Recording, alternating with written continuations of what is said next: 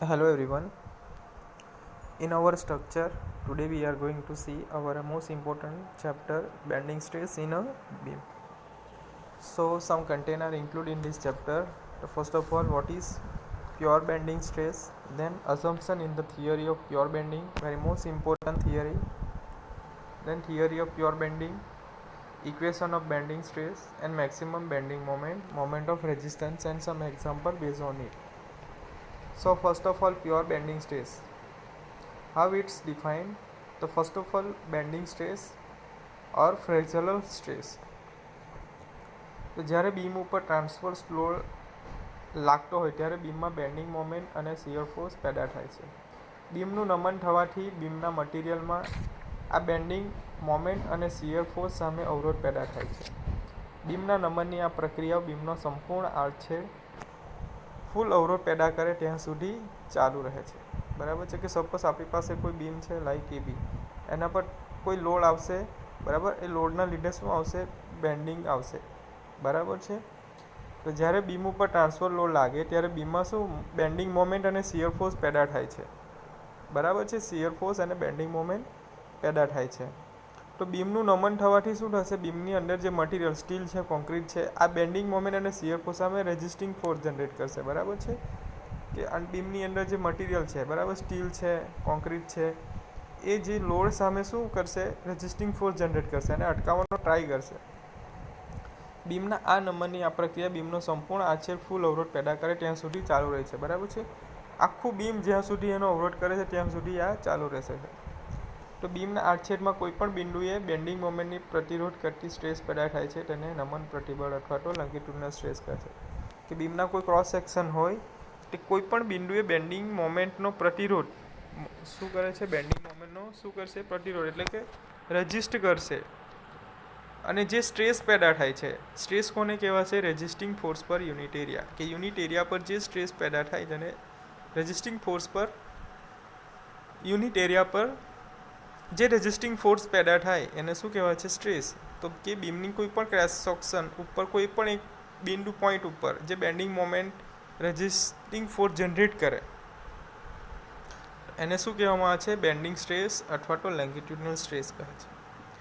તો બીમના આડછેદમાં કોઈપણ બિંદુએ શિયર ફોર્સનો પ્રતિરોધ કરતી સ્ટ્રેસ પેદા થાય છે તેને કર્ટન પ્રતિબળ કહે છે. બરાબર છે, shear stress. Now pure bending stress. Pure bending stress કોને કહેવાય છે? કે જ્યારે બીમના સેક્શન પર માત્ર અચળ બેન્ડિંગ મોમેન્ટ લાગતી હોય. બરાબર, અચળ એટલે કે કોન્સ્ટન્ટ. કોઈ બી બીમનો સેક્શન હોય તો તેના પર શું લાગે છે? કોન્સ્ટન્ટ બેન્ડિંગ મોમેન્ટ લાગતી હોય, લાઈક શિયર ફોર્સ, અક્ષીય ભાર, ટોર્શન ન લાગતા હોય ત્યારે બીમના બેન્ડિંગને પ્યોર બેન્ડિંગ કહે છે. કે બીમના સેક્શન પર માત્ર કોન્સ્ટન્ટ બેન્ડિંગ મોમેન્ટ લાગતી હોય તો ત્યારે બીમના બેન્ડિંગને શું કહેવામાં આવે છે? પ્યોર બેન્ડિંગ કહે છે. પ્યોર બેન્ડિંગના લીધે પેદા થતી સ્ટ્રેસને પ્યોર બેન્ડિંગ સ્ટ્રેસ કહે છે. દાખલા તરીકે ફિક્સ બીમના છેડે સરખા મૂલ્યની અને વિરુદ્ધ દિશાની મોમેન્ટ લાગતી હોય. બરાબર છે, ફિગર દર્શાવી છે કે ફિક્સ બીમ ઉપર સરખા મૂલ્યની અને પરસ્પર વિરુદ્ધ, બરાબર છે, કે સરખું મૂલ્ય મતલબ કેવું છે? ઇક્વલ મોમેન્ટ લાગે છે. બરાબર, સેમ ડિસ્ટન્સ ઉપર. એટ ધ ટાઈમ શું થશે? અને એ જ રીતે સાદી રીતે ટેકવેલ બીમ પર સી અને ડી પર આગળ સરખા મૂલ્યના બિંદુ ભાર લાગતા હોય. બરાબર, સાદી રીતે હવે સિમ્પલી સપોર્ટેડ બીમ ઉપર લોડ લાગે છે, તમે ફિગરમાં જોઈ શકો છો. આવા સીડી ભાગમાં થતા બેન્ડિંગને પ્યોર બેન્ડિંગ, બરાબર છે, સીડી ભાગ પર જે બેન્ડિંગ થાય છે, બરાબર છે, એને શું કહેવાય છે? પ્યોર બેન્ડિંગ અથવા તો સિમ્પલ બેન્ડિંગ કહે છે. જ્યારે બેન્ડિંગ સાથે શિયર પણ પેદા થતું હોય તો તેને ઓર્ડિનરી, બરાબર, એને કેવું કહેવાય? ઓર્ડિનરી. કે બેન્ડિંગ સાથે શું થાય? શિયર પણ થતું હોય તો તેને શું કહેવાય છે? ઓર્ડિનરી બેન્ડિંગ કહેવાય છે. બરાબર છે.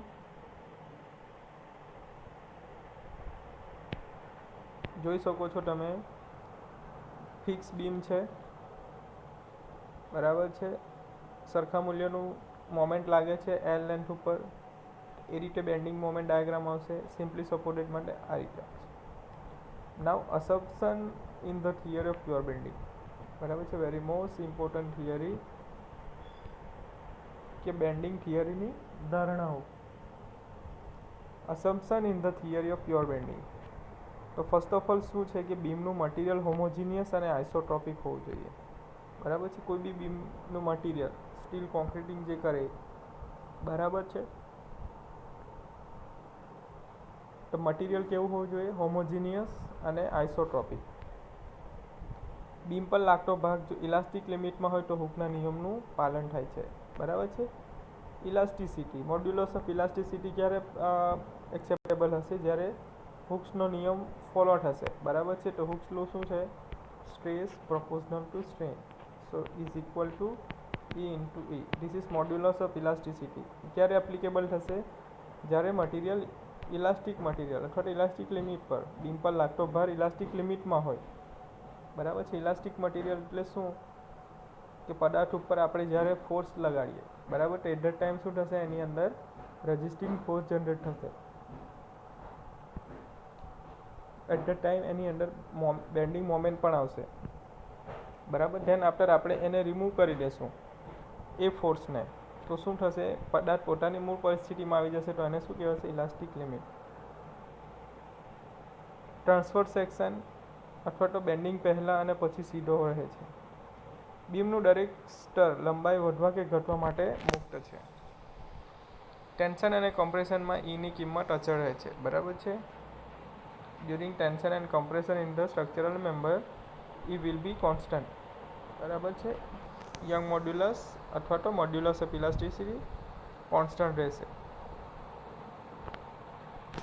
નાઉ બેન્ડિંગ થિયરી. બરાબર છે. ચલો, આપણી પાસે એક બીમ છે ABCD. બરાબર. બિફોર બેન્ડિંગ અને આફ્ટર બેન્ડિંગ આપણી પાસે બીમ છે. બરાબર છે. બિફોર બેન્ડિંગ આપણી પાસે આ રીતે બીમ છે ABCD. ચલો, એક સાદી રીતે ટેક્વેલ બીમ આકૃતિમાં દર્શાવેલ છે. બરાબર છે. આ તમે જોઈ શકો છો. ABCD સાદી રીતે ટેક્વેલ બીમ છે. બીમ અસંખ્ય પાતળા સ્તરોનું બનેલું છે. બરાબર છે. અસંખ્ય. બરાબર છે. આ બીમ શું છે? લેયરમાં બનેલું છે. અસંખ્ય લેયરોમાં, પાતળા લેયરમાં બનેલું છે. બીમ ઉપર AB અને CD બે ટ્રાન્સફર સેક્શન ધારો. AB અને CD. AB અને CD. આ શું છે? AB અને CD શું છે? Transfer section. બીમની સેન્ટર લાઇનથી y જેટલા અંતર એક સ્તર PQ ધારો. બરાબર છે. કે બીમનું સેન્ટર, બરાબર છે, બીમનું સેન્ટર, બરાબર છે, આપણે બીમનું સેન્ટર ધારીશું. એમાંથી એક લાઇન પાસ થાય છે. It is PQ. બરાબર છે. PQ y જેટલા અંતરે એક સ્તર ધારો જે PQ છે. બીમ પર મોમેન્ટ M લાગતા બીમનું બેન્ડિંગ થાય છે. મોમેન્ટના લીધે શું થાય છે? બીમ પર મોમેન્ટ લાગતા બીમનું બેન્ડિંગ થાય છે. RH સ્તરની નીચેના સ્તરો ખેંચાય છે અને ઉપરના સ્તરો દબાય છે. બરાબર છે. એટ ધ ટાઈમ મોમેન્ટ લાગશે. બરાબર છે. તો મોમેન્ટના લીધે શું થશે? નીચેનો ભાગ શું થશે? ખુલી જશે. બરાબર. આ રીતે ખુલી જશે અને ઉપરનો ભાગ દબાશે ડ્યુ ટુ મોમેન્ટના કારણે, અને બીમ બેન્ડ થશે. ચલો, ન્યુટ્રલ પ્લેન ઓર ન્યુટ્રલ લેયર કોને કહેવાય છે? ન્યુટ્રલ એક્સિસ અથવા તો ન્યુટ્રલ પ્લેન. કે બીમમાં આવેલું એક સમતલ કે જેમાં બીમ બેન્ડ થવાથી ટેન્શન કે કોમ્પ્રેશન આવતું નથી, તેવા સમતલને ન્યુટ્રલ પ્લેન કહે છે. બરાબર છે. કે બીમમાં એવું સમતલ, બરાબર છે, એક પ્લેન આવેલું હશે કે જેમાં બીમ બેન્ડ થવાથી ટેન્શન કે કમ્પ્રેશન આવતું નથી. બરાબર છે. એને શું કહેવાય છે? ન્યુટ્રલ પ્લેન અથવા તો ન્યુટ્રલ એક્સિસ. બરાબર છે. નાવ ન્યુટ્રલ એક્સિસ કોને કહેવાય? કે બીમના કોઈપણ લંબ આડછેદ એક તટસ્થ સમતલના છેદવાથી બનતી રેખાને ન્યુટ્રલ એક્સિસ કહે છે. કે બીમના કોઈપણ લંબ આડછેદ, બરાબર છે, કોઈ લંબ આડછેદ, આ રીતે લંબ આડછેદ છે. એટ ધ ટાઈમ અને તટસ્થ સમતલના છેદવાથી બનતી રેખાને તટસ્થ અક્ષ કહે છે. સિમ્પલી સપોર્ટેડ બીમ માટે NA ની ઉપરનો આડછેદ કમ્પ્રેશન હોય છે અને NA નીચેનો આડછેદ ટેન્શન હોય છે. દેન મોમેન્ટ ઓફ રેઝિસ્ટન્સ.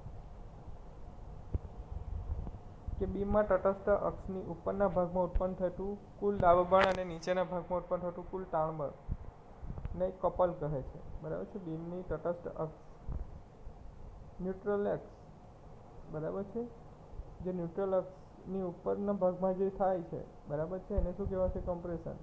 અને શું કહેવાય? ન્યુટ્રલ એક્સિસના ઉપરના ભાગને કમ્પ્રેશન અને નીચેના ભાગને tension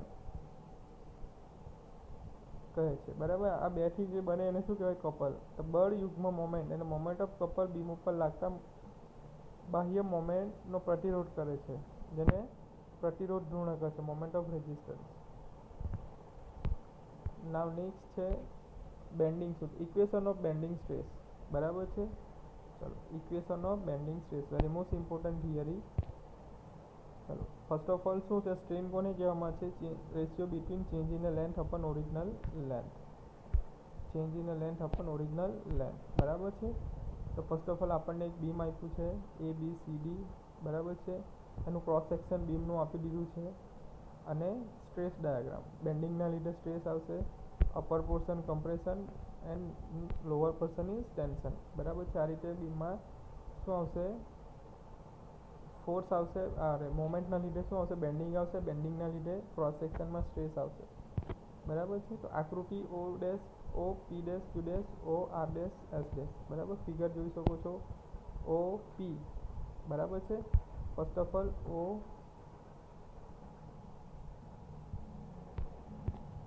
O P dash Q dash, O P dash Q dash. બરાબર છે. આટલું એરિયા આવશે. બરાબર છે. Then after O R dash S dash, O R dash અને S ડેશ. બરાબર છે. આપણે એક સ્ટ્રીપ કન્સિડર કરેલી છે બીમની અંદર.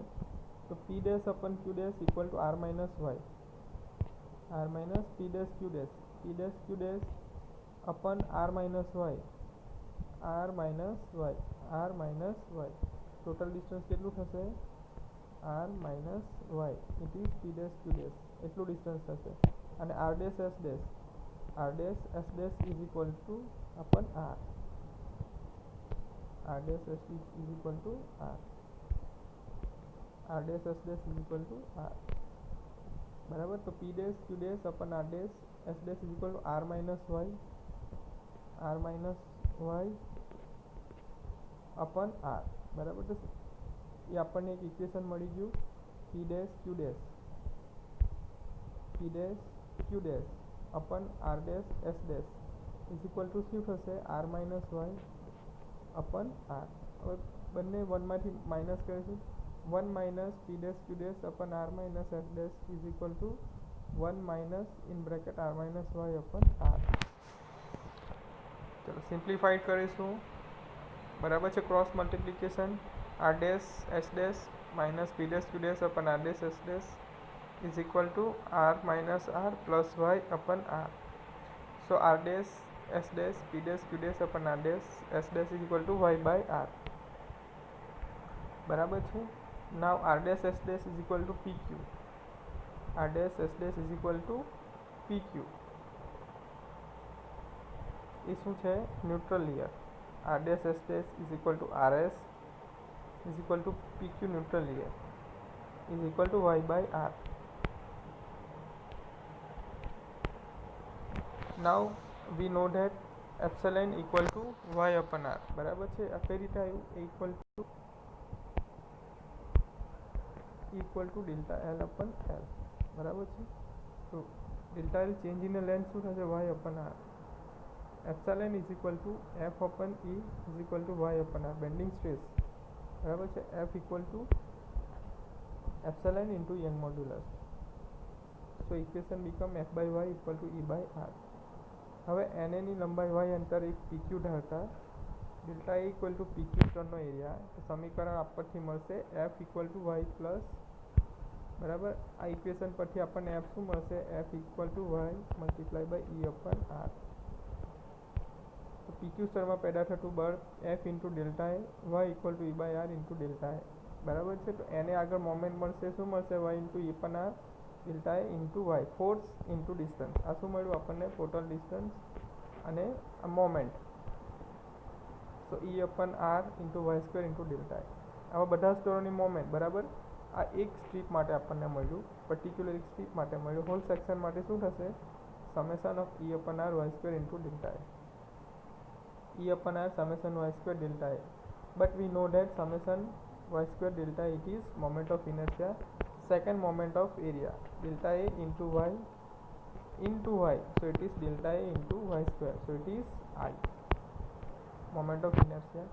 So m equal to E upon r into I, m by I equal to E by r. સમીકરણનું કમ્પેરિઝન કરીશું આ ઇક્વેશન સાથે, તો m by I, f by y equal to E by r. So it is the bending equation. Okay, so it is most important equation. બરાબર, so યાદ રાખો.